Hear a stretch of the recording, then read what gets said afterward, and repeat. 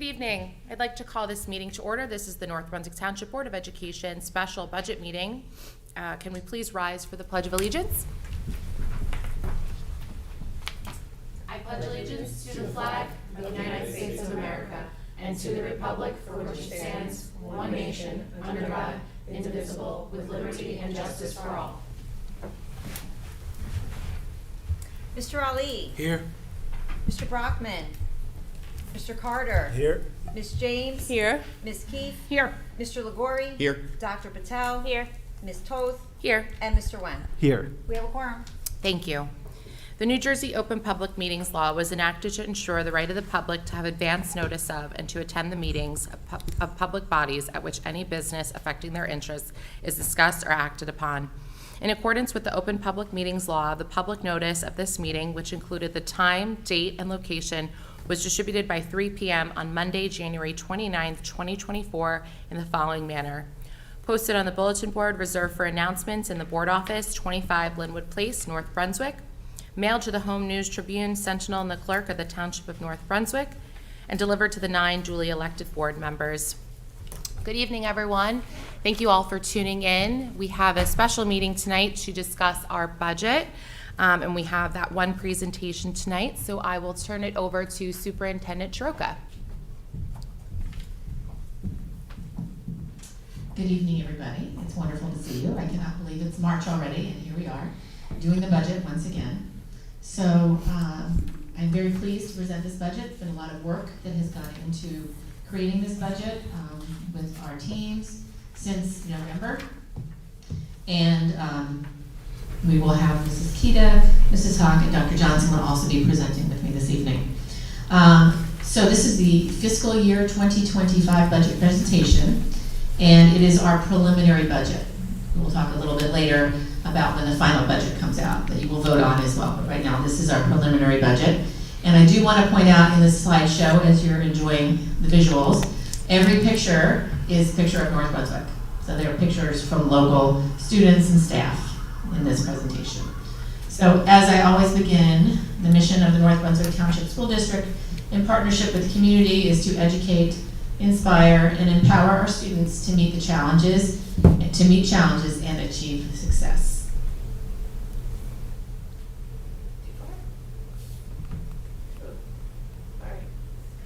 Way too far. I don't know how to jump so many slides. Wow.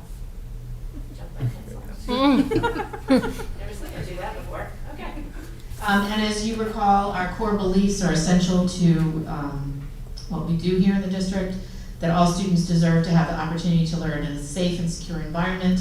All means all.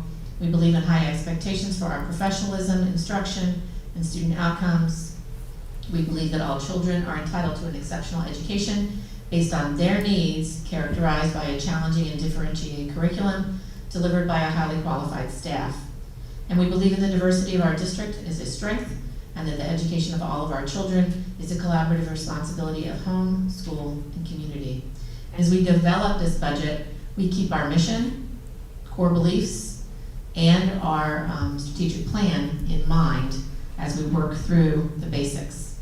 Now, each year since I've been superintendent, I've actually given you guys School Budget 101. And I know you've had it before, twice, but I will do it again because you don't get to hear it that often, right? And you forget something. It's just like working with technology. If you don't, get onto that computer and do a certain program, you forget it. So I won't go as in depth as I have in previous years, but I will go through the basics just to remind you about how the process works and some of the basic essentials of a school budget. So as I said earlier, we began planning in November with all of our administrative teams, our fiscal teams, and we assume a flat budget from the state. We have no idea that early on how much money we're going to get from the state until late February, which is when the governor gives his annual budget address. So budgeting is an interactive process with the schools, supervisors, principals, executive cabinet to determine the wish list of needs for the next school year. Programs and staffing are anticipated, estimated, as well as enrollment. And we work hard to balance all the priorities with our fiscal responsibility. So different states fund schools in different ways. Our income sources come from 3 different places. New Jersey primarily funds theirs through local property taxes and state aid. So before 2012, districts had to always present their budgets to the public for a vote every spring. And some of you may recall the days when the community would vote the budget down, right? So in order to reduce the impact on property taxes, the state imposed a 2% cap, but in exchange, it allowed districts to opt out of that public budget vote if they stayed within the 2% cap. So school districts cannot bond their own money like the township can, and we cannot increase taxes the same way that they can. So we are limited to that 2% increase unless we want to go out and have a vote, which obviously we did not choose to do this year. Federal and state grants may also vary year by year in how much money we get. So you'll see here, we have our local tax levy, which is capped at 2%. We get state aid, which is funding from the state, and I will explain how that's calculated. And you need a degree in advanced engineering and accounting to figure that out. And grants and entitlements, which is funding for both federal and state sources, called grants. So we are a Title I school-wide district, and that is some of the grant money that we get called Title I aid. And our 2 Title I schools are NBTMS and Linwood School, which are considered Title I schools. Other federal grants include Title IIA, which is for professional learning, Title III for English language learners. Due to the pandemic, each district was given additional federal funding called ESSER and ARP. The ESSER money and the ARP money has to have been spent already. The ARP had to be spent a couple of years ago, but ESSER expires in September of 2024, and we are on target to have spent all of our money by that time. We've worked really hard to do that. However, that funding will no longer be here this year, so you will see an impact on our budget with the fact that ESSER was going away, and we knew that, and that was something we've been planning for and trying to make sure that the things that we funded with ESSER as best we could were not going to come back and impact our budget too much. So we were able to make those things work. State grants will change from year to year, and one grant is also the preschool grant, which is a separate grant called the PEA grant. In 2024, our general budget was approximately $139 million. In 2023, it was $129 million. So you'll see as we go through that our budget numbers are continuing to grow, just like you see the cost of everything else is growing. So the school funding formula, which is also better known as SFRA, is comprised of several parts. Again, you've got your state aid, the adequate budget base per pupil amount, local cost share, and equalization aid are parts of the state funding formula. So that formula is actually due to expire this year, and so there will be a lot of discussion in the news and media about people being on committees to review and make recommendations to the governor's office and the Department of Education on updating the funding formula and bringing it up. The governor has said this year that he fully funded the formula. So we did see a balance of money coming our way for state aid, but there are also lots of unfunded mandates in this budget as well. So the state does calculate the necessary funding level, what they deem would provide the thorough and efficient education to each district student. And the adequacy budget basically starts with a baseline of how much it costs to educate one elementary school student with no additional factors, just your average elementary student, that's a 1.0 student. This is the base per pupil amount. The state recognizes that the cost of educating older students is more expensive. You have multiple teachers, so they begin to add weights. A middle school student is calculated as 1.04 students, high school students at 1.16. If we were a VOTEC, we would get 1.26 per student. Additional weights are added for each student in the free and reduced lunch program. In North Brunswick, we are right at the 50% free and reduced number, and I think that number will continue to go up as we have seen more registrations coming in since the start of the new calendar year. So these students who receive free and reduced lunch are considered at risk and in need of additional supports. And therefore, if a district is above 40%, an additional weighting of each student is added at 0.46.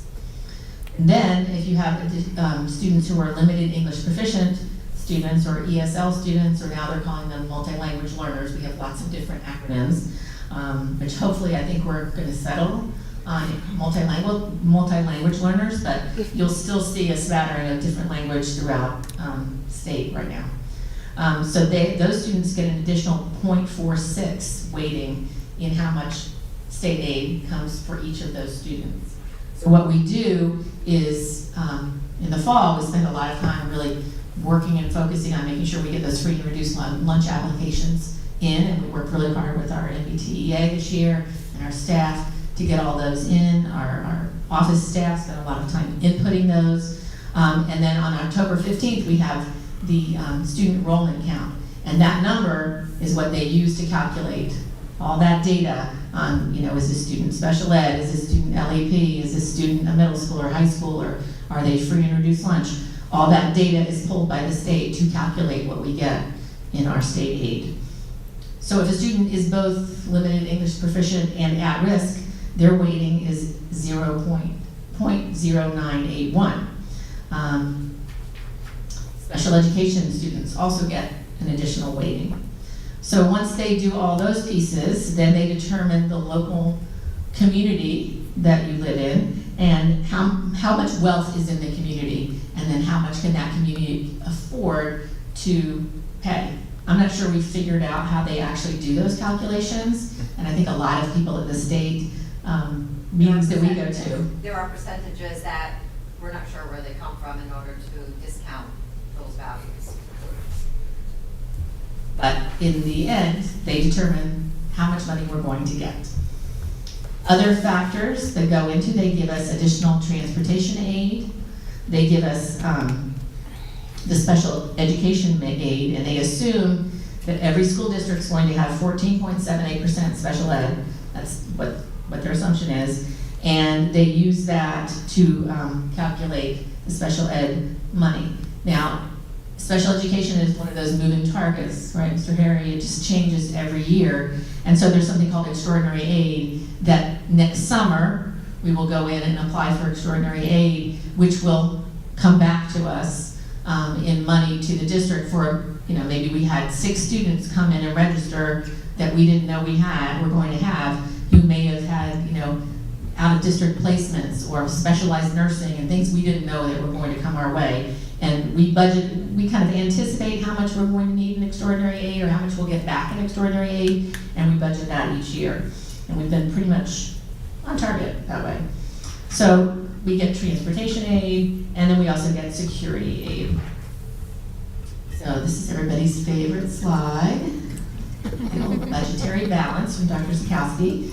But it really does paint a picture of what we work hard to do here.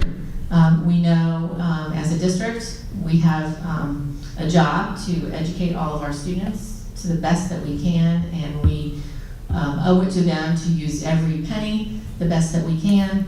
But we also have to be fiscally responsible with that money. How are we spending it? How are we prioritizing it? Again, using the mission, the core values, and our strategic planning to do so.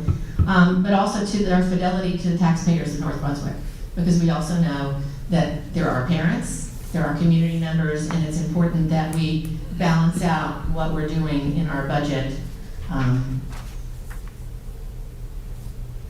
So you will see some areas that we focus in on for fiscal responsibility.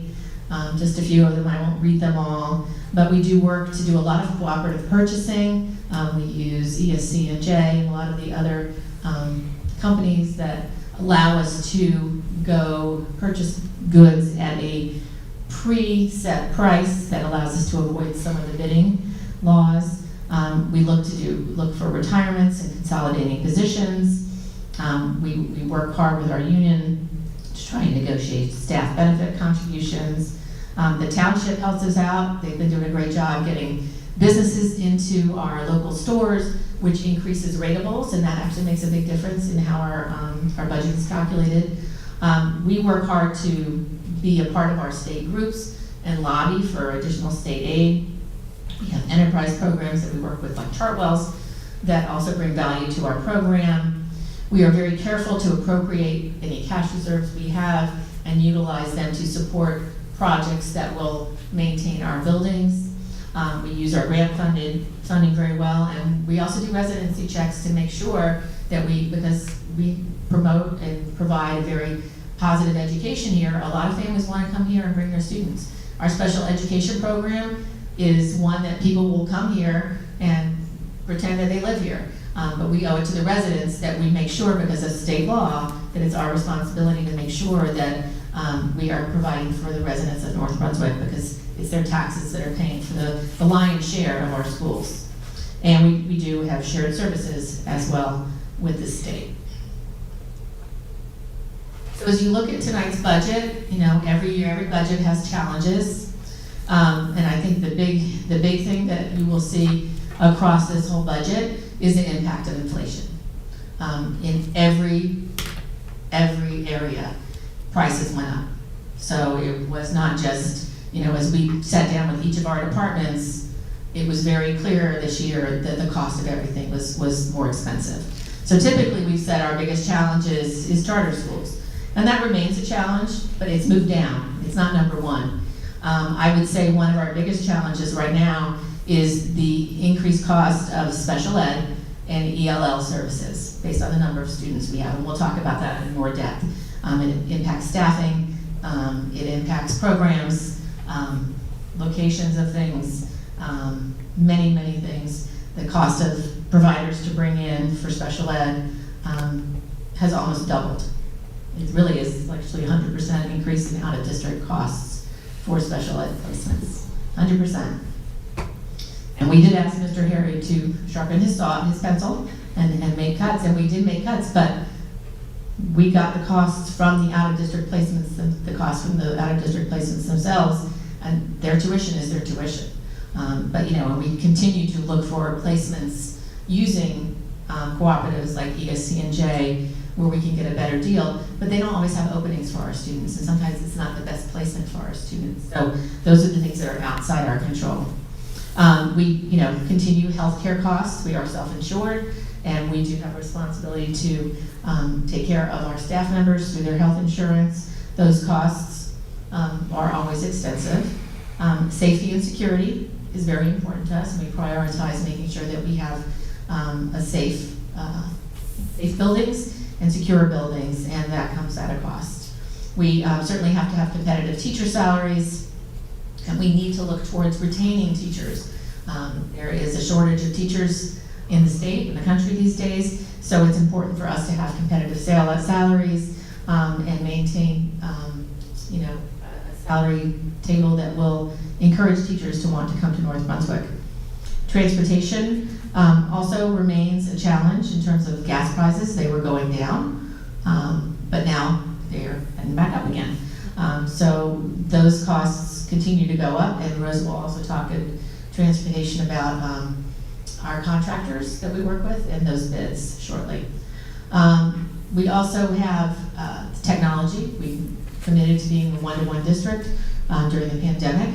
We have to continue to maintain that and have cycles of computers that get purchased. We don't obviously buy every year, but Chromebooks have an end life. We cannot continue to use them for the testing, and so we have to continue having a program of refreshing old devices that are no longer supported and bringing in new devices. And we've been on, refreshing our smart boards, our new line interactive boards, and we have to make sure we're ahead of cybersecurity risks. So in professional learning, extra costs for teachers to go to workshops and travel there. We will be updating curriculum materials. Those are more expensive. And then the cost of academic and mental health challenges, and that's something we've been committed to since before the pandemic with our partnership with UBHC. And you will see in this budget that that is coming out of ESSER funding. So that's $1 million that comes right from ESSER funding and goes into our local budget.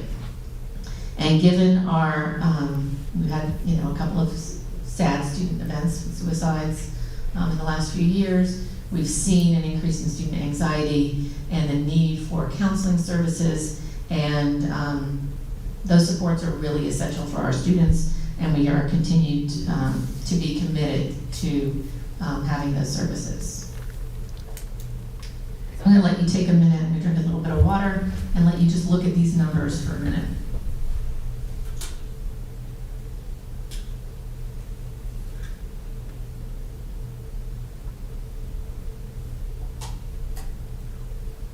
So as I mentioned before, the multilingual language learner numbers have gone up significantly. So in the district, we are anticipating probably about 566 by the end of this calendar year.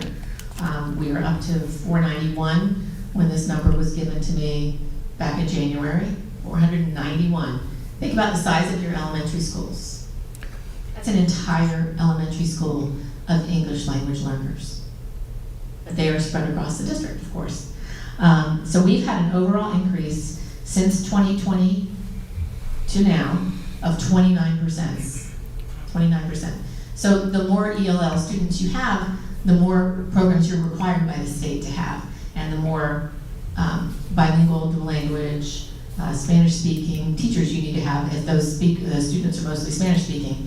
And in our case, the majority of our students are Spanish-speaking who are coming to us, and so those numbers have been going up. The number of students who are not Spanish-speaking has actually been going down, but every school is seeing the impact of these students coming to us, and so that does impact this budget as well. So for the 2025 proposed budget, there's, I'm not going to read each of the numbers, but $148 million in the general fund, which is the current general expense plus capital outlay plus the cost of charter schools goes into the general fund. Grants and entitlements is $10 million, which is state and federal sources. And the debt service fund is like our mortgage. It's $9, we had to mortgage ourselves to build that new middle school, right? So, and some of the other projects that had previously happened years ago. So it's just over $9.2 million for the board share of the debt service revenue and the local tax levy. How do we break this down? Make sure you look at the pictures because you might see yourselves.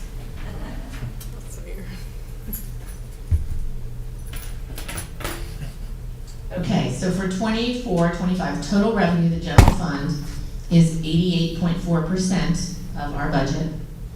The debt service is 5.5%. Preschool aid is 4.2%. Grants and entitlements are 1.8%. And for those mathematicians, I did add this up, it's 99.9%. But Rose and I talked about it, because we didn't add the third digit. It's still 100%, I promise.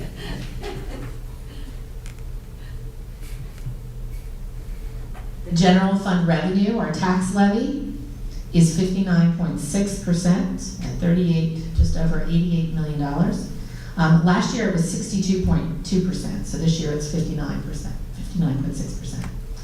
State aid, last year was 34.6% of our budget. This year state aid is up to 39.1% of our budget, so that is a big help. We're using part of our maintenance reserves, which is 0.8% of our budget. Miscellaneous revenue is 0.2%. SEMI, which is money that we get from the federal government for reimbursement for like speech services and OT services.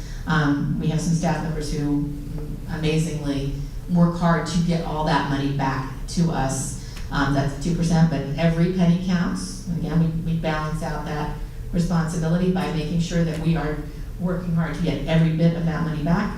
And again, that totals up to 100%. So instead of doing the chart, instead of doing the circular pie graph where you really couldn't see anything in the past, we just broke this down for you this way.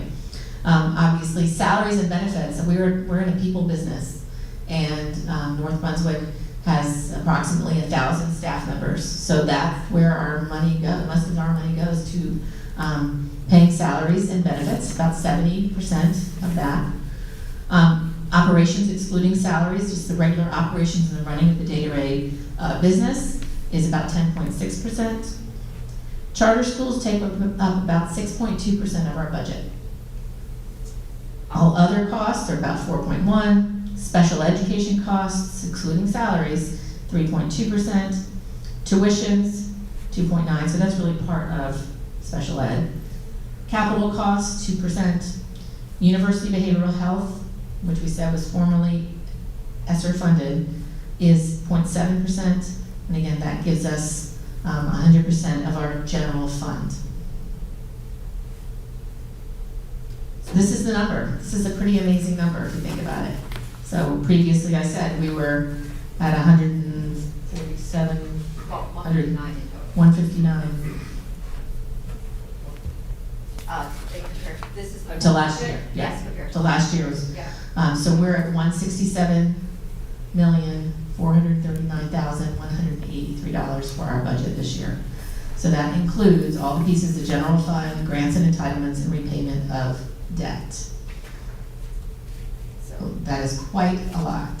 So we're gonna break it down for you a little bit.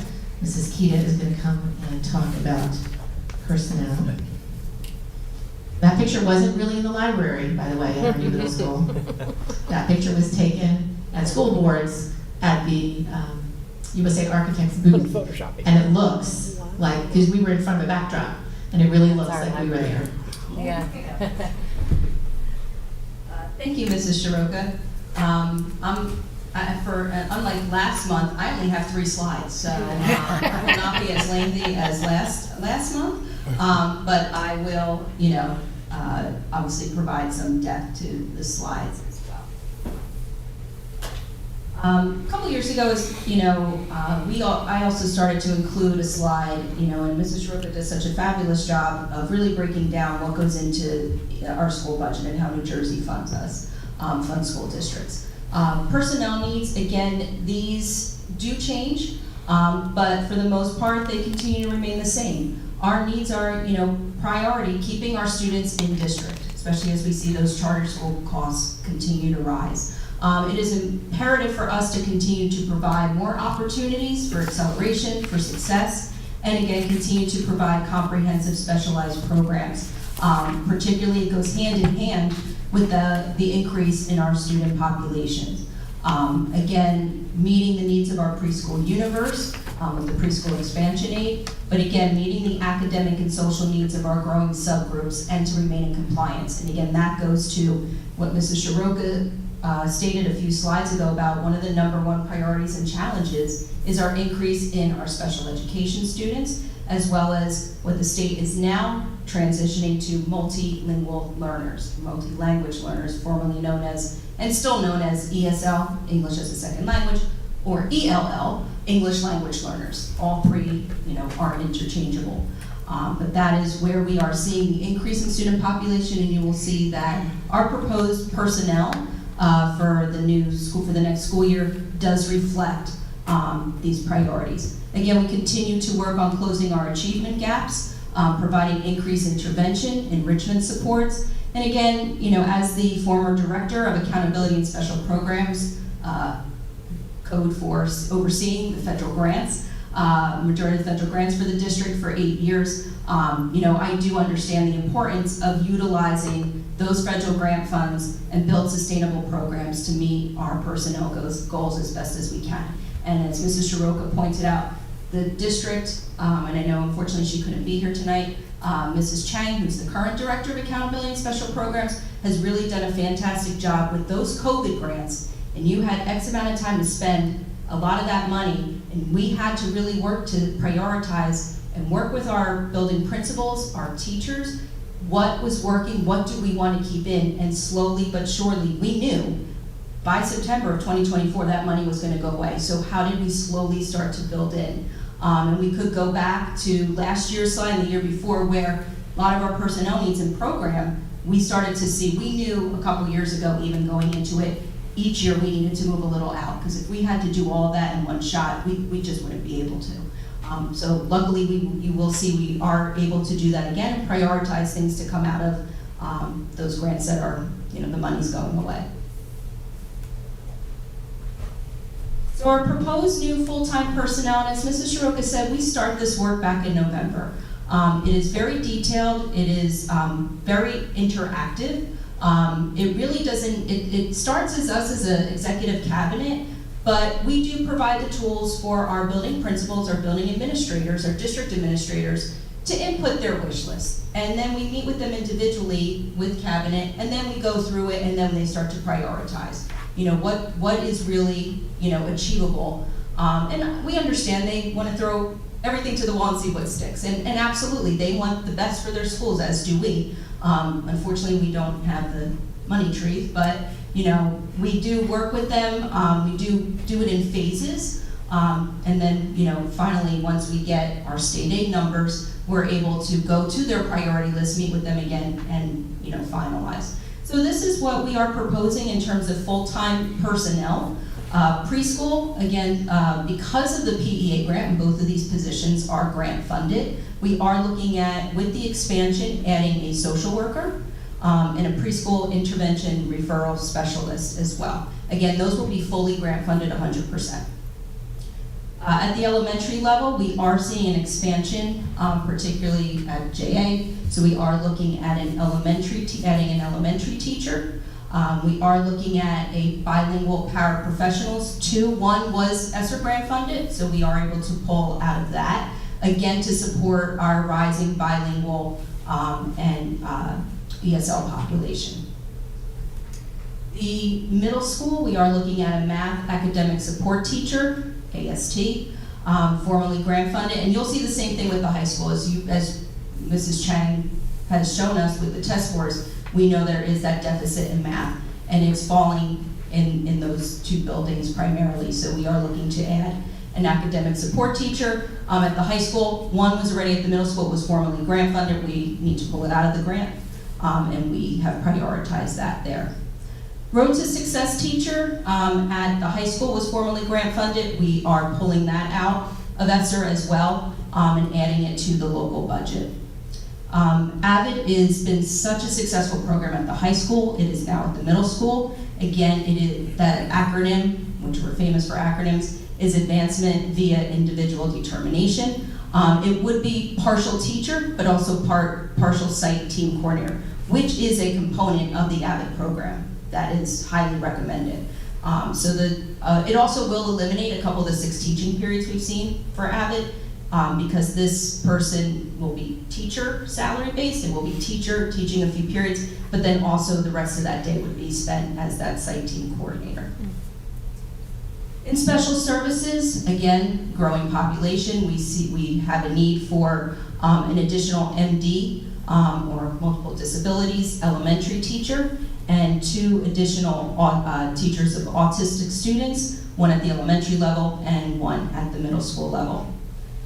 One of the growing, I should say overwhelmingly, wish list item of our administrators at the building level and district was the addition of a recommendation for a district bilingual and ESL coach.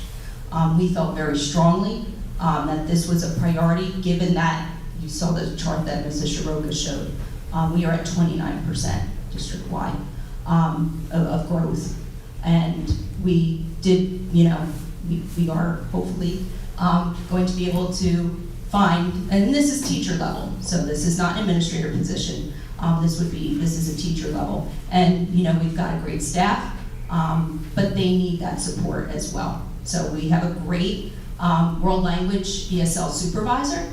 She does fantastic work, but she's one person. And having an instructional coach like we do for special ed, and we have the literacy and math coaches at the elementary level, we know that this would be such a great service for our students and our staff. We do have a few proposed stipended positions. These have been the athletic club at Linwood, because they do not have sports, it's a club, was piloted this year. It was highly successful. They had to actually rotate students in and out because it was at least 60 kids. for each session. So they have proposed 2 club advisors. They will be grant funded through Title IV for next year. And then they already have an hydroponics, aquaponics club. That has grown as well. So the proposal was to split it into one hydroponics club, one advisor, and then and the aquaculture club will stay the same. So the proposal was additional advisor, but they will be splitting the club into 2.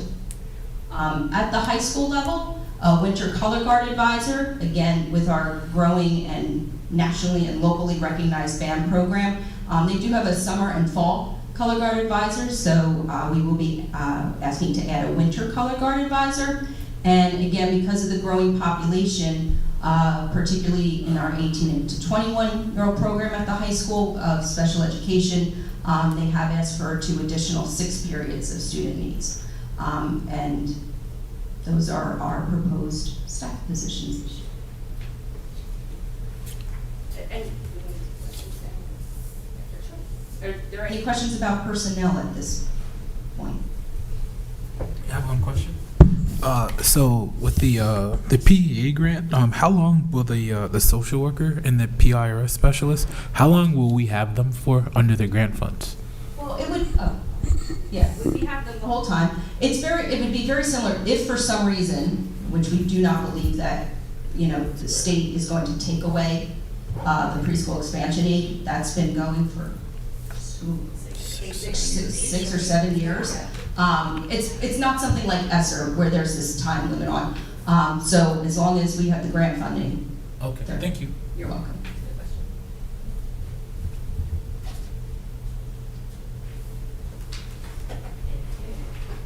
And I will continue just a little bit before I introduce Dr. Johnson for curriculum instruction and technology. I did want to tie in, this ties in perfectly, good segue into the preschool expansion. So we are delighted to actually announce that we have been approved to expand our preschool additionally with local partners in the town. And I think that was one big concern as we started to expand, that a lot of the local businesses felt that they could not continue to run their business if we were taking away their children. However, we have done an exceptional job, and I think we are a model program in how we have partnered with outside districts. And we've done it strategically, and we've done it slowly. And I know a lot of partners maybe wanted to partner with us sooner, but we were not quite ready. So if you see the timeline here, it says 2015, we had our early childhood center with our small program, half day, at the Early Childhood Center in Milltown. And then we got the opportunity to write the grant, and we partnered with Acelero, and we had a location in 2019, adding in Acelero, Judd, Livingston Park, and Lightbridge Academy as locations for preschool students, full day. And then we added students at John Adams in 2020, and Parsons Elementary School as well. And then this year, coming on in the fall,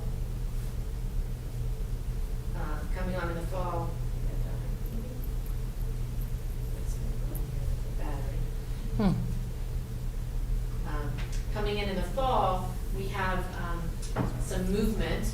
We will be bringing on Kids Are Kids, which is over by between 130 and Route 1, and Kiddie Academy, which is also on Route 27.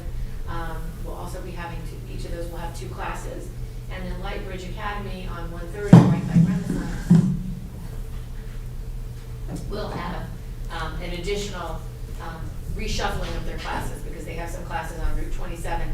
They will bring some classes over to our Renaissance location, because we do have a great number of students in the Renaissance location. Thank you, Dr. Say that one doesn't work. Just couldn't put them near each other, that's all. Did you get this one over there? No. Why don't you try that one? There, maybe. I'll keep talking. In terms of, I'll swap out and let you. So we are adding a net, how many, Mrs. Hawk? 4 classes. 4 classes. And 60 students. 60 students. And there is funding in the PEA grant for transportation for the first year of an expansion. Right. So that will be funded through the preschool grant this year, and hopefully we'll continue to lobby with the state to fund more transportation for preschool as well. Thank you, Dr. Johnson. Additionally, to your question, because our student numbers are going up, we have over 500 students in our preschool program now. And then next year there will be more joining, which is fantastic news.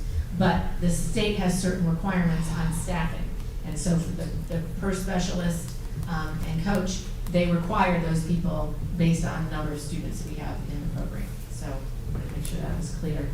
All right, thank you for the microphone, folks, and Dr. Johnson, that you continue to talk about curricular resources. All right, thank you, Mr. Shiroka. Good evening, Madam President and members of the board, members of the cabinet. Thanks for allowing us to be here this evening and present to you and share the work that we've done.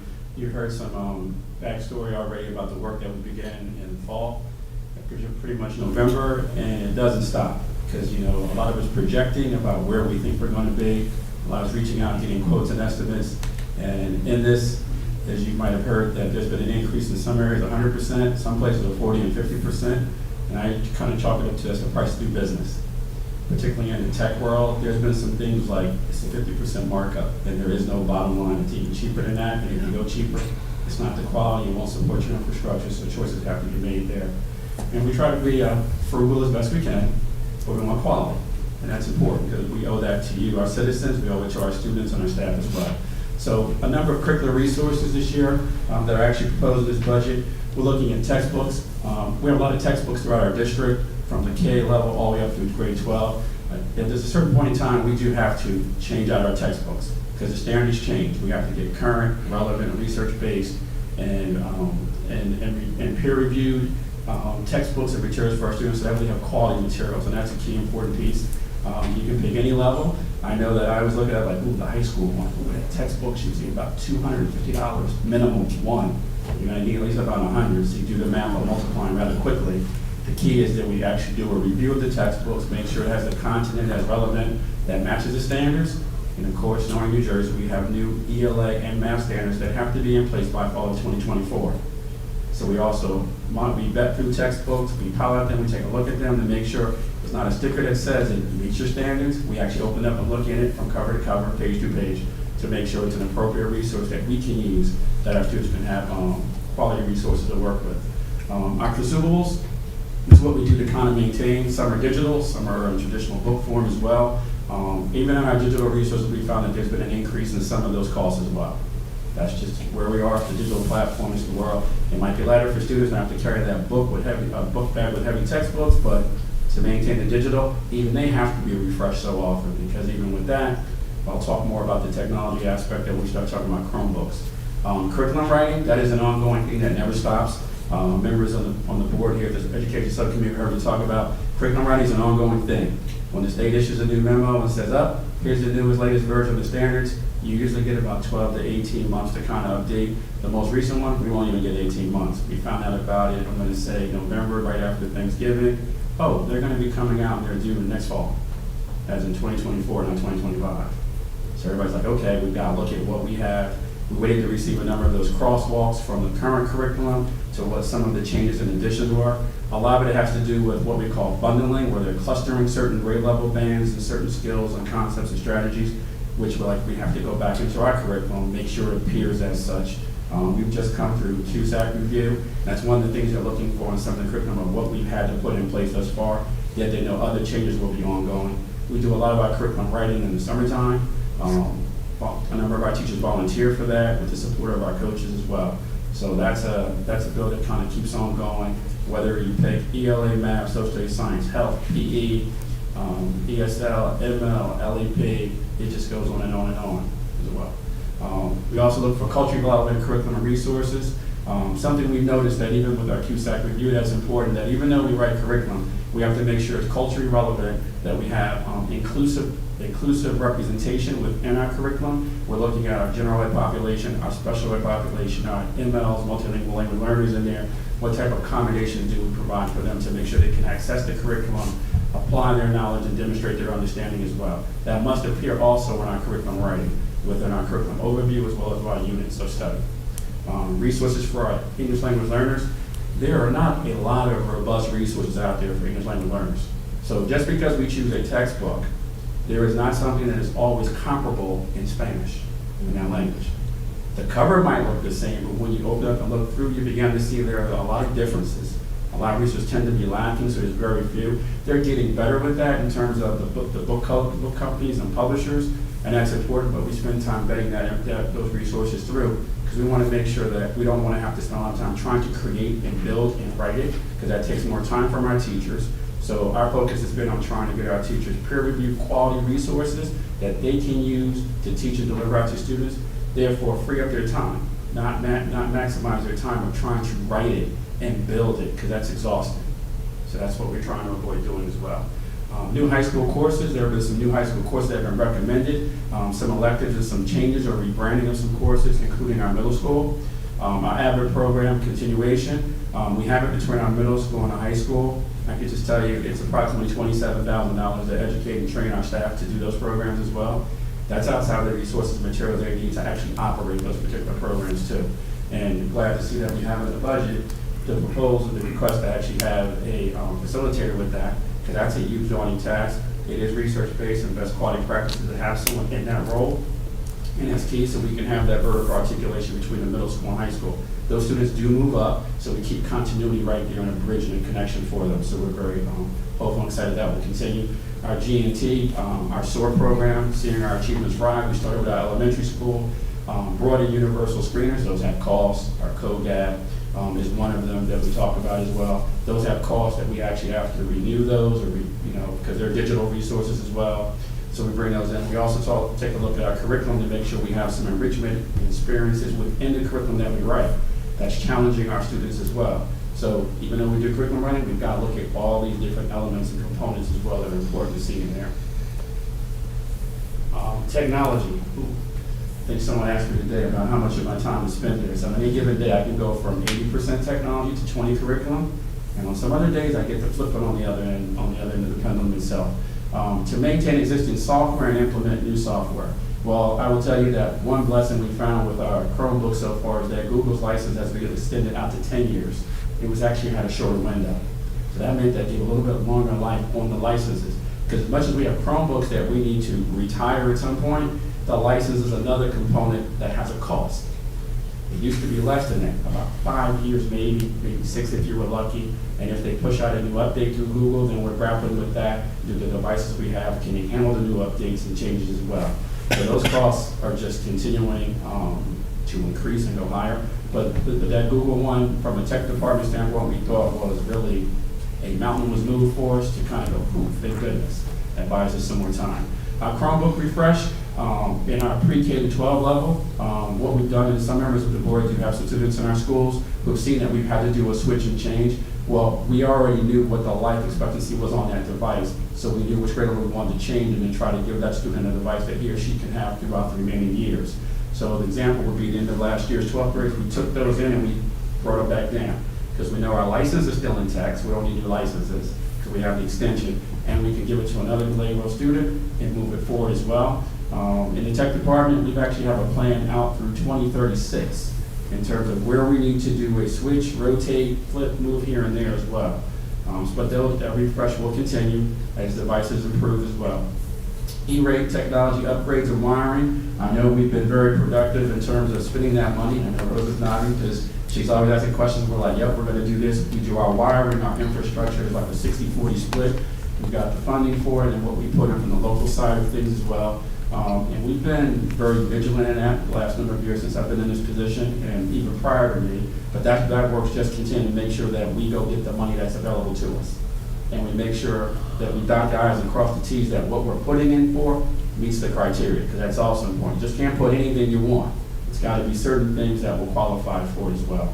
Continue our new line interactive board refresh cycle for smart boards and replacement.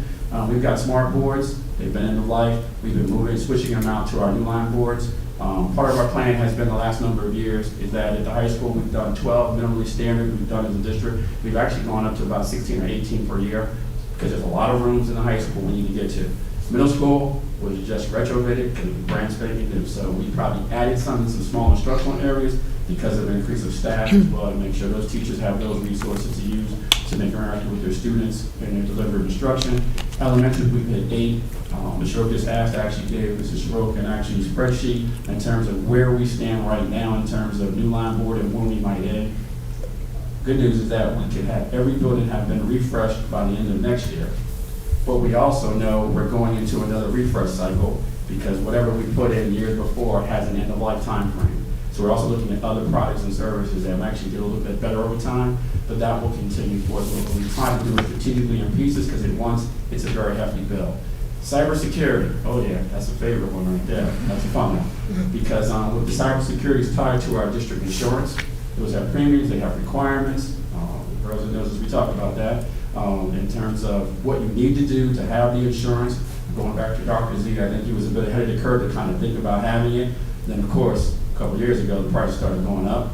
And then each year, you look at the insurance, what they say, do you have the following? I would say that given our current insurance plan that we have and the provider, we've actually checked the boxes of what we need to have to make sure that we're protected on our side, to make sure we don't have to have an issue similar to another district had a number of weeks ago. So say secure email gateway is a new piece for this year that we want to bring in. MFA is multi-factor authentication. That's something we have with our Duo where we have to authenticate. A lot of times you'll see, do you want to do authenticate from your own cell phone when you're accessing online accounts? We do a similar thing here as well. A piece of for our cybersecurity insurance also is the training. We have an embedded built-in training component. We do something, we send out phishing emails, PH, not FISH, just so you know. We send those out to staff and we look to see who bites on that particular. And if they do, it kind of prompts them and leads them into a training regimen to go even after you've done the initial training. So sometimes we send them out because that's part of what we're supposed to do. And we do what we call similar to a penetration test to kind of see how far can you go, and we know it as well. As much as we do to protect ourselves, it does not stop from some of those what appear to be scam type emails, but we teach our staff to look for certain things. So for example, might be, here's an email from Mrs. Jones, and Mrs. Jones says that she's in Rwanda and she's in an orphanage and she needs gift cards for $100 and it's an emergency, but I can't get to her map. Now, I just changed some names, but that's a real situation. And actually, one of them, I saw and my name was in it as if it was from me. And this is when I was a principal John Adams 3 years ago. And I was like, I'm not even in Rwanda. I don't know anybody. So, I mean, that's just the way it happens. And I go, they say, well, if you look at the address and the name, you know mine, I usually put, you know it's going to be from me. Like, you just saw me yesterday. And you might go on Saturday, so I'm like, no, that's a phishing one. Just note and document it, and then we go back and we try to trace it as best we can, but they actually have it where the people who are doing the scammers, they're like bouncing and pinging from one location to another, so you really can't pin them down. So those are things that we need to do for cybersecurity as well. The good thing I will say, I'll share some good news with our cybersecurity, based on what we've been doing, and I shared a couple of weeks ago with our cabinet, that the insurance premium, should there be a situation, there actually happens to be a $50,000, the initial cost you have to pay. We actually have a credit $25,000 because we've been doing the right things, making sure we have these things in place to support us. So as opposed to looking for that $50,000 you have to put up first, it becomes less than that. It's a lot of money still, but it's not like it's 50. All right, professional learning, that is ongoing. With the changing of standards, we have to do a lot of professional learning. Any changes in curriculum or new adoptions for textbooks and materials. Our updated New Jersey Student Learning Standards K-12, that is in ELA and math. And that's part of that, what has to happen by fall of 2024. So that also connects to the curriculum writing, our units, our overviews. New Jersey Tier System Support, something we began now, I'd say about 2.5 years ago, and we're in our 3rd year of it. Our tier systems of support, we were able to bring in a universal screener for math testing, which we do grades K through 9, because that was something we need to do to have that data piece of it, look at ELA and math. Our math testing is our universal screener, which is an adaptive assessment that tests children about where he or she is, versus having one that's out there that you don't really know where they truly land, but this one we can. We use that and we bring that data back, and our buildings actually have what we call data teams, where they look at it. Our ELA and SOC are paired together as a data team, looking at the ELA, looking for a common thread of the Tier 1 focus for students, meaning at the classroom level that the majority of our students can be impacted, that 80% is what you want to go after. Then we go into our Tier 2, which tend to be about our next 10 to 15% of the population of students who need the in-class direct instruction, plus one of those interventionists. So you see interventionists in there as well. And then on tier 3, they get the classroom instruction plus tier 1 support. And tier 3 means you're increasing the intensity of the service, the number of times per week typically, but it's really drilled down specific. What does Fred need for that particular thing? What skills are we focusing on? And there's progress monitoring on that. So we've had coaching in this year. We'll continue that coaching because as much as we started, we're getting better at it. Something I do know that we've had a few of our administrators, Mrs. Chang, I believe Mrs. Havens, one of our special supervisors, they've actually gone and presented it in JPSA and shared some of the work that we've been doing in North Brunswick when it comes to tier citizen support. And we actually have districts come in and be here with us when we've been presenting as well. So we are feeling pretty good about the work that we've done, but we need to continue that because we're getting better constantly. Tier 1 classroom management strategies, that right there might come down to classroom, responsive classroom strategies sometimes we hear that might be applied in certain schools.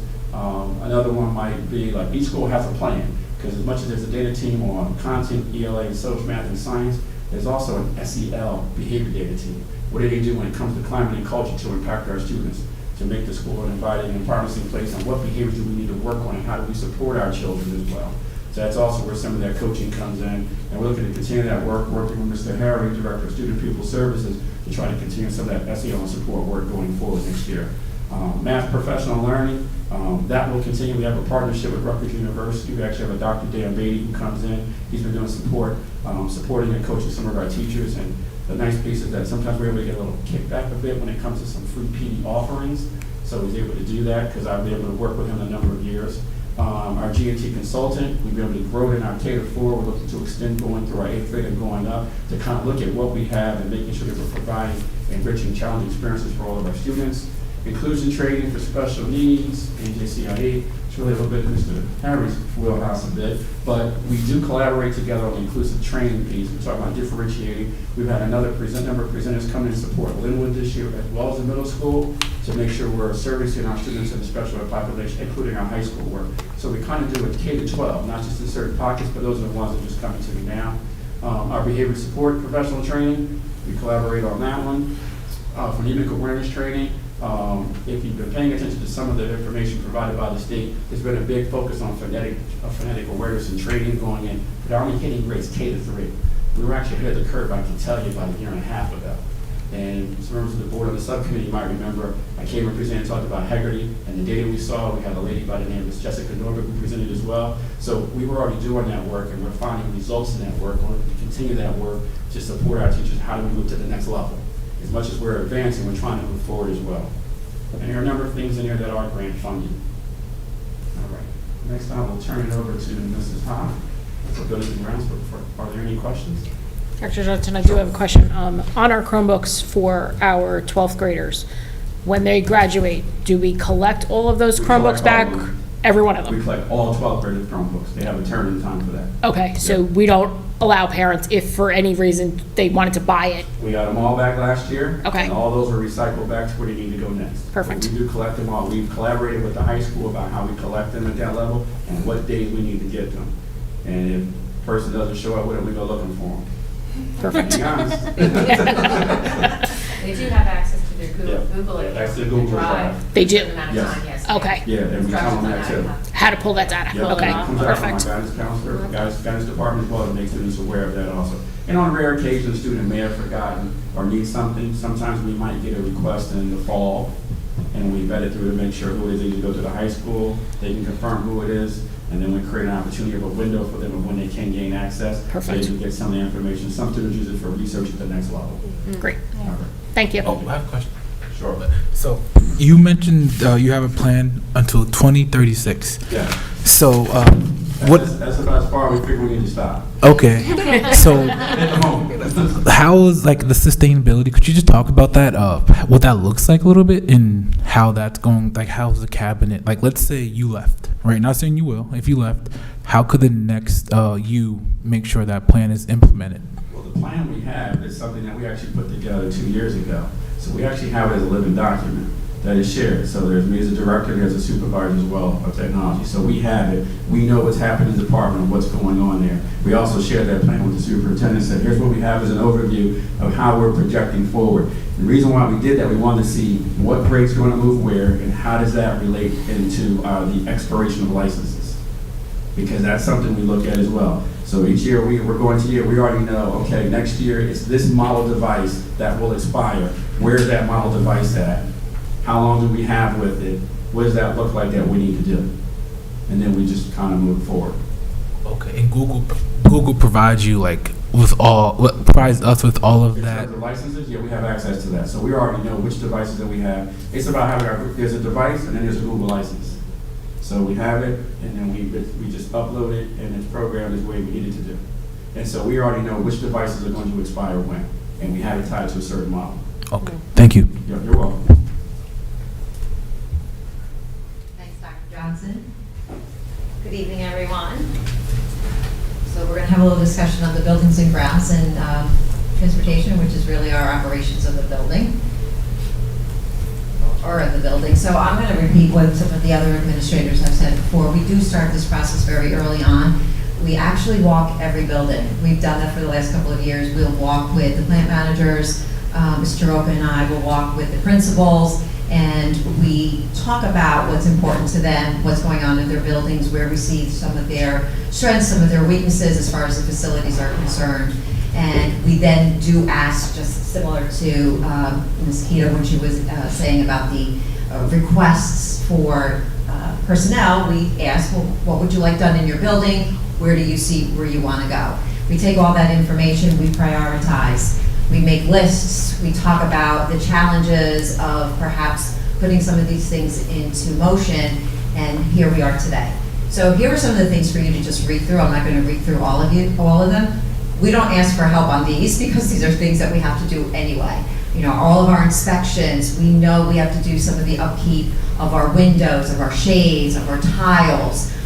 Even our carpeting, we're starting to develop a plan. Well, how do we keep all of our buildings, all of the floors in shape? Because they do wear out.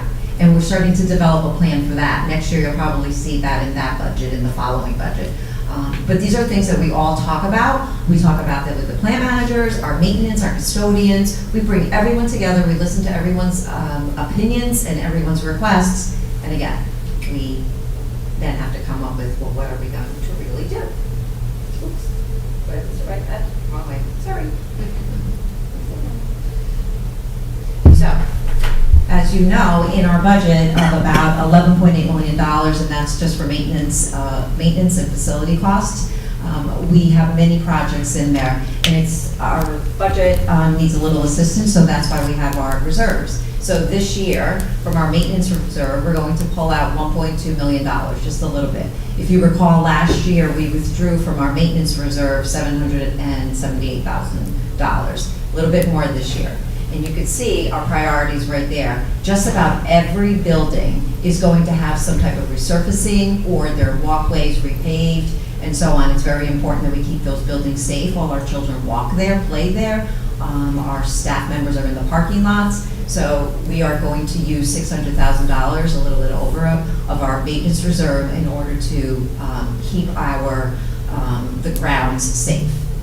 Additionally, we're also going to replace one gym floor, and we're going to also do some refurbishing of the high school gym floors, and that's where the $200,000 is coming from as well.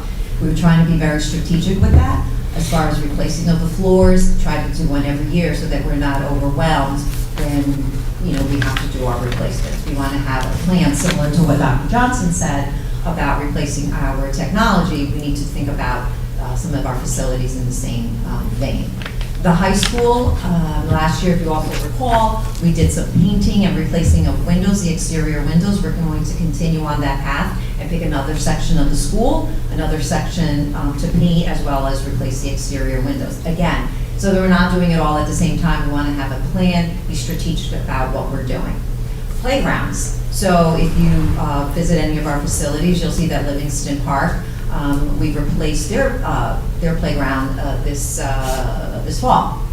Next year, we're going to actually build one for the first time on the Parsons grounds. Normally, we actually use the one in Babbage Park, which belongs to the township, but we are going to install one of our own. And then last, talking about a flooring plan, Linwood has been on about a 3 or 4 year flooring plan. We are very close to finishing, but again, strategic. We do a section of the school every year, and then eventually they'll have to be replaced, but clearly floors last a little bit longer than our technology. Yes. So that's where we are with that. So we're going, and you'll see that in your budget presentation, that that's the amount of money that we are going to be withdrawing from the maintenance reserve. The maintenance reserve is still quite healthy. We're able to put money in there every year. We're fortunate that way, which then allows us to do some of these bigger ticketed items without having to really take it away from some of our other instructional funds. Capital spending, that's our capital outlay. Last year it was a little bit higher, it was almost $6 million, but if you recall, we also had money in our budget last year to build some science classrooms at the high school. Obviously, we're not doing that this year. We also had money in there for HVAC and so on. So this year, if you look here, our biggest cost item in our capital outlay is actually the repaying back of our ESIP program that we started in 2019. If you recall, we took a lease, a 15-year lease of about $14 million to predominantly upgrade or replace the HVAC units on the first and the second floor of the original high school. We also did LED lighting throughout the district. We had analysis done to make sure that thermally we were efficient. And of course, this is a 15-year payback, and we're on year, I can't even do the math, year 5 or year 6. So that is repaying back almost like a mortgage, as Mr. Roca said when we do our debt service. Our instructional equipment, that is the refreshing of the new line boards as well as the Chromebooks. That is the amount of money that we've set aside in order to do that. Facility equipment, that is for buying of some of our scrubbers, some of the bigger ticket items in order to keep our facilities clean. It also has some furniture in there. We are going to, and if you can look down at the very last line, we are remodeling our media center here at Linwood to expand to a couple of classrooms, so we need to buy the furniture for that as well. That is all built into that number. One thing that we've been talking a little bit about is security. I think you saw that on one of the priorities. We are looking to replace the cameras as well in all the elementary schools. Those cameras are actually outdated, some of them obsolete, and it's time. We've actually gotten a couple of proposals, and we're close to signing the deal, of course, pending approval of the budget. But we will see new cameras at all of the 4 elementary schools. The broadband and systems enhancements, that's exactly what Dr. Johnson again was referring to, making sure that all the wiring throughout the district is sufficient enough to carry all the information back and forth, reaching out to the internet and so on, as well as keeping our hardware up to date with the servers and so on, and the Meraki's. That's all built into the $177, almost $178,000. And as we mentioned, the Linwood Media Center will be realigned, and we are hoping to put some extra classrooms in there. As you know, our student population is expanding, we have different programs, and the need is there. We are working with our architect of record in order to ensure that that is not only designed, built, but obviously ready for the children on September 1st, or when the first day of school is. Make sure I get this in the right direction. Let's not talk about my sense of direction, ladies. Another very important part of our operations here is transportation. And we take that very seriously. We want to make sure that we always have enough transportation, the quality drivers, the quality vendors that we deal with. So right there are just some of the important points that are going on in the transportation area. We continue to be a 2-tiered busing, which means the pre-K through 6th grade start at one time, and of course the older children start at another. That's why we call 2-tiered. We have a significant amount of children that are bused, and you can see that there's a percentage, 67% actually ride a bus.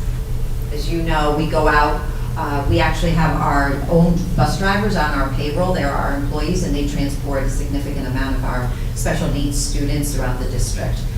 And then most of our to and from routes, where we are picking up the general education students throughout the district, that is through our vendors. But as you can see there, we are going out to bid on number 3. We did renew many of our routes that we have today at a 4% increase. Hence, you heard about all the inflationary rates and the increase of costs. The CPI published by the Department of Education was 5.81%. We did a little negotiating and we got a 4% increase. We agreed upon that with most of our vendors. Some did not agree to that. We will be going out to bid. The bid is at the end of March for, as you can see there, 43 in-district routes. You know, gas prices continues to be a challenge. We've talked about that before. The driver shortage, we have been very fortunate here. We do have a great staff. We've been able to retain many of them. The issue here, sometimes we have people who retired and now trying to find replacements. That's becoming a challenge. But we continue to run all our routes with minimal disruptions, and that's just a testament to the employees that we have and you know, the work culture here in North Brunswick. Last but not least, a subject that we continue to talk about is charter school. We have 2 schools that we must transport our students to. They are those 2 schools belong to North Brunswick as far as students of record. And you can see that almost a little over $800,000 in our transportation budget is simply for those routes for the 500 and so students that are leaving our county to go to other charter schools. Most of them do.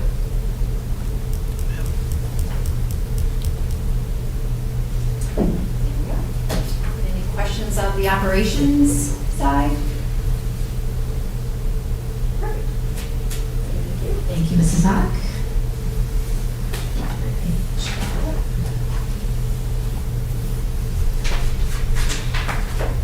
Okay, so The additional revenues, obviously, we got from the state is a total of $11.2 million that we are proposing for additional spending from last year. So $9.5 million of that is from the state aid increase. And again, 1.4 of that goes to charter schools.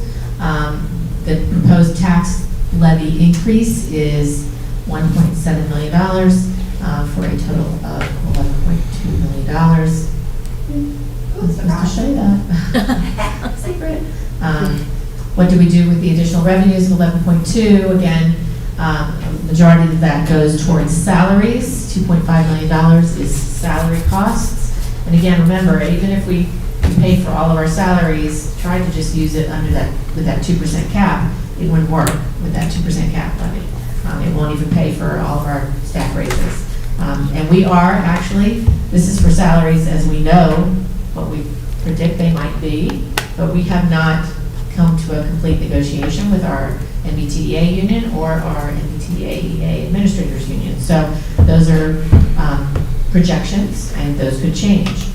Tuition costs, as we know, went up. That's $1.8 million, and you can read the rest on your own. Obviously, 1.1 charter school, UBHC, maintenance, and so on. Those all add up to how we are spending that additional $11.2 million. And I will, reiterate that, this is not a, this is a frugal budget. It's a lot of money, but it is still done the best with our money that we can. I do want to continue to let you guys know that the charter school enrollment has grown. Back in 2014-15, we had 81 students. And again, just almost much like our multi-language learners, there are 519 students that are in charter schools now that are not in our district schools. And, we're replacing them with multi-language learners who come with challenges. And many of the students who go out are sometimes our strongest academic students, which does also lead to some challenges for us. And the charter school costs continue to rise each year. You can see in the blue as the tuition costs that we pay the district, the money flows through the district to the charter school, and you can see that money goes up each month, each year. So last year it was $8 million that went to the charter schools. Again, 9.125 is their projection for next year. And then that $804,000 does not come from what they give us for the charter schools. That specifically comes from our local budget, which $800,000 could buy a lot of teachers, could buy a lot of books, could buy a lot of things. So, here's the big question, the tax levy impact. I will remind you that in fiscal year 2021, during the pandemic, there was a 0% tax increase. In 22-23, we did the full 2%. Last year, we went up only 1.95%. We did not take the full 2%. We were able to make that work. This year, we are going out and asking for the full 2%, given the inflationary costs that we are dealing with.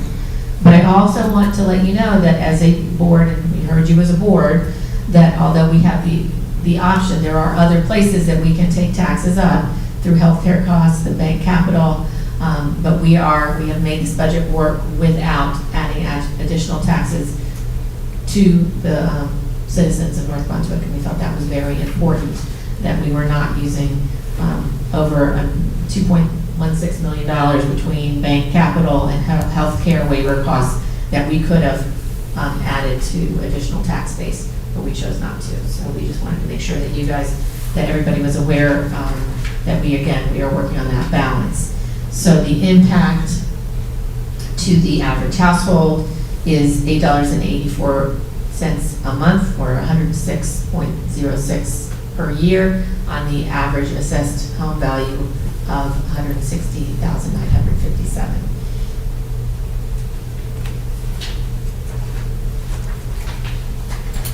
So again, it is all about budgetary balance. It's trying to make it work within the confines of what we have, but also to provide the best for our staff and students in that educational integrity and keeping up with the expectations of what we and you as a board expect for your children and for the citizens of North Brunswick. The budget variables, again, this is a preliminary budget, so other things might happen to make changes when we come back for our next vote, which could include the County Department of Education review, other retirements that may come through, which could also impact things, benefit rates, grants, enrollment changes, charter school enrollments could change, final contract settlements, and transportation bids. I think the most likely are the final contract settlements and transportation bids, really, that will make the most difference. So this is the number that you're voting on tonight.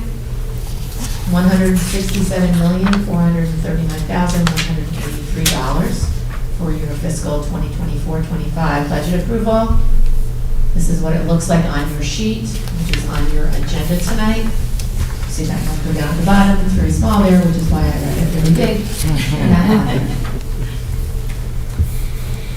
And I just continue to remind us all that investment in knowledge pays the best interest, because we have seen so many of our students, many of you here, coming back to give back to the district and coming back to give back to teachers and staff, and being part of the continued cycle here, learning in North Brunswick.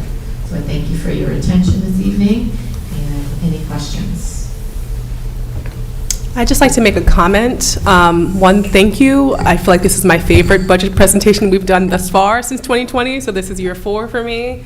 But I appreciate you going through the Budget 101 for us each and every time. I think it remains helpful. Seeing how well our budget aligns so closely with our priorities, especially for personnel, and I have to shout out Amy, because 70% of our budget is personnel, right? Like, we're investing in people. This is a people business for sure. And I wouldn't say that our budget is frugal, but it's lean. Like, it really is aligned in the way that it should be. And I just want to thank you guys for the time that you all have dedicated to actually developing this. Seeing where you all are putting staffing, seeing that the ELL, MLL population that's coming in will get the support that they need is wonderful. Trying to figure out how we can, invest more in our special education programs, because we are losing to some of those private schools and losing to some of those charter schools, and just rethinking how we can reinvest in North Brunswick and let everyone know how well we're doing here is critically important. And I'm proud to be a board member tonight. So just thank you. I think this was a really good presentation. So thanks. Anyone else? I just have 2 quick questions. in the very beginning, you mentioned how the state assumes just under 15% of special ed. Where are we? We are right about there. We are. We really are. We're not Okay. over special ed classifications at all. We're, You usually get flagged if you're over the number. Okay, okay. The other question was about how we fund that line item every year for charters. Did we, on that line item, put in exactly what they recommended? Because I remember from years past even them saying that once you dropped dollars in there, they were locked into there. Yeah, we did last year for the 23-24, and it came in really close. We actually had to find a little bit of money, so we're going with this number because the increase is not that high. Okay, The number of children that they're predicting to increase is, I want to say 20 or 30, so it's not that far from the mark. okay. Thank you. Thank you, thank you. So a question about earlier, you mentioned, I forgot which person, but we were talking about advocacy and really just fighting to get more funding. So as a board, and me being the liaison for the school board, what can I do and what can we do, or how can we advocate more on behalf of us as a district? That would be something nice to know, and I'd love to help. thank you. I think as board members, as you've been part of school boards, when things will come out this fall, this school year in the summer about the funding formula being reimagined, and I think that's the time that we will work with you and encourage you to be active citizens and reach out to the representatives and try and be a voice for making sure that our needs as a district are met. And we will be very active in our own associations in making sure that we're heard. And I was actually on the committee when I was in the charter school that created what made an adequate but thorough and efficient education. And ironically, I was on that committee with somebody named Dr. Zakowski. I was thinking back 10 years ago because I was a charter school rep. But they will go ahead and get that committee, so hopefully we can get some, a staff member on it.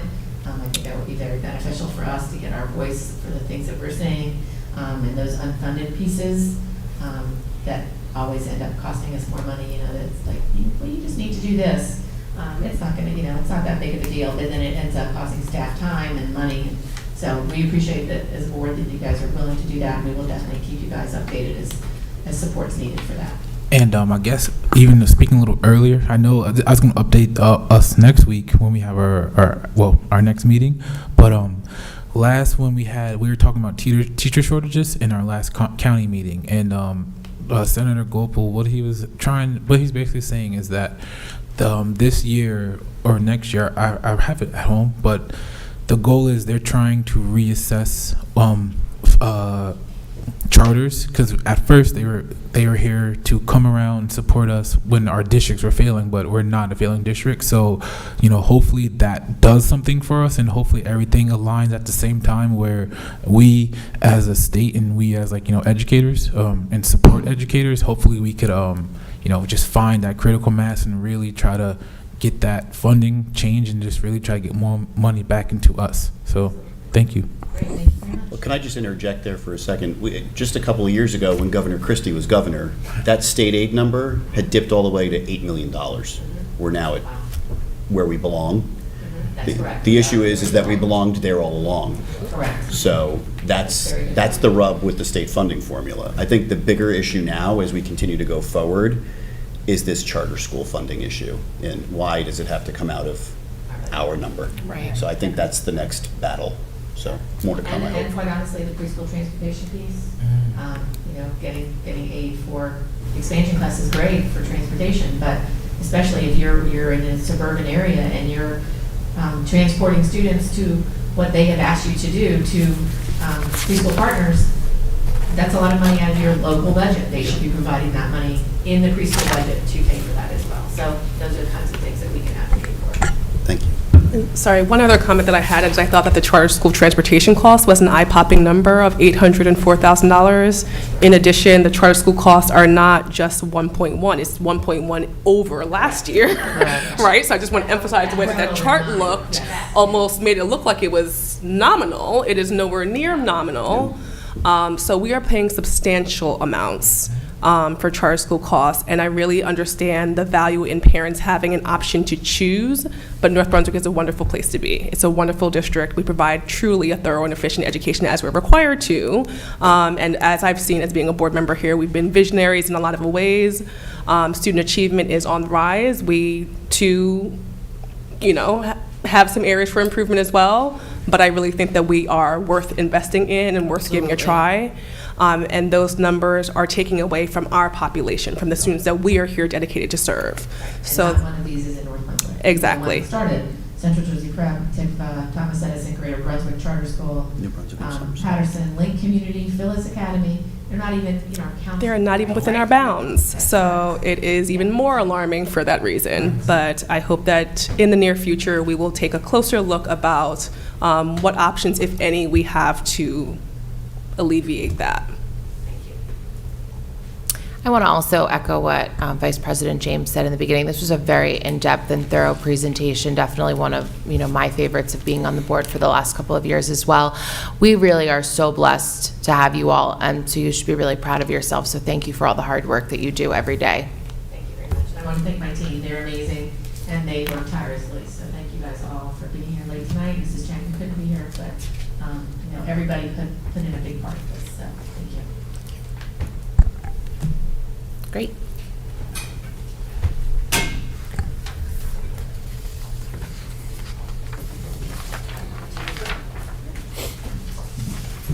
All right. So we will return to the regular portion of the meeting. I will open it up to the public for a public session on the 2024-2025 budget. If anyone would like to come up to the podium and speak to the budget specifically, that you could have 3 minutes. We ask you to just please state your name and sign in. Seeing none, can I please have a motion to close the public portion of the meeting? Second. All in favor? Aye. Anyone opposed? The public session is closed. Thank you. Mr. Liguori, can you please take item number 7? My pleasure, Madam President. I make a motion to adopt the following tentative budget for the 2024-2025 school year, as listed in great detail on pages 2 and 3 of our agenda. Second. I'm sorry, who was second? Second. Mr. Wen, thank you very much. I'm going to take roll call. Mr. Ali, Yes. Mr. Carter, Yes. Ms. James. Yes. Ms. Keefe, Yes. Mr. Liguori, Yes. Dr. Patel. Yes. Ms. Toth. Yes. Mr. Wen, Yes.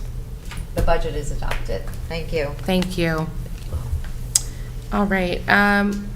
Moving to item number 8, we'll open it up to public session on any matter. If anyone would like to speak to the board, you can come up to the podium. We ask that you please state your name, sign in. You have 3 minutes. Seeing none, can I please have a motion to close the public portion of the meeting? So moved. Second. All in favor? Aye. Any opposed? This public session is closed. Thank you. And last, we will adjourn. Can I please have a motion to close the meeting? Moved. Second. All in favor? Aye. Any opposed? We're adjourned. Thank you all so much. Thank you, everybody. Yes.